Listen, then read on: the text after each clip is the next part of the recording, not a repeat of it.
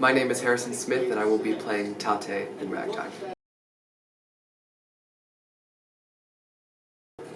I really just enjoyed reading through both the story of the book and the musical that coincide very nicely.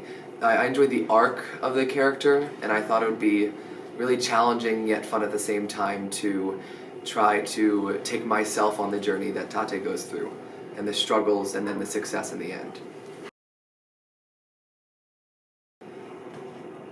There's just a lot of struggles, and I'm used to playing either roles that have like no struggles at all. They're usually a funny character, or I'm used to playing a very demanding character, and I have to step back and let people control me instead of me controlling people, which I guess it's a little bit harder to do because it's a totally different way of holding your body, a way of acting, a way of like how you speak, and it's just challenging to have to try to mimic that and step back and try a new role.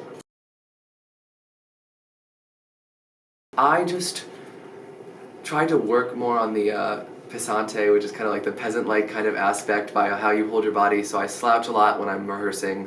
Not slouch to a point where it's like extreme, but you slouch in a way that isn't, that's like looking up at people instead of looking down. I have to be very quiet when I speak, or at least a lot more quieter than I was during the Miracle Worker when I was like screaming at everybody. And I've just done a lot of research on the context of immigrants and their journey to America and the struggles they had to go to while they were in America. I think the historical context is the best part. I really enjoy the fact that it brings like almost like a fantasy to real world characters like Evelyn Nesbit and Harry Houdini, but it still adds those like mother, tate, father roles, which aren't necessarily real characters in history, but it still creates an arc that has both reality and fiction in it. For the fall show, I was Captain Keller in The Miracle Worker, and he's kind of similar to Father in Ragtime, like very strong father, like basically a father character, very commanding.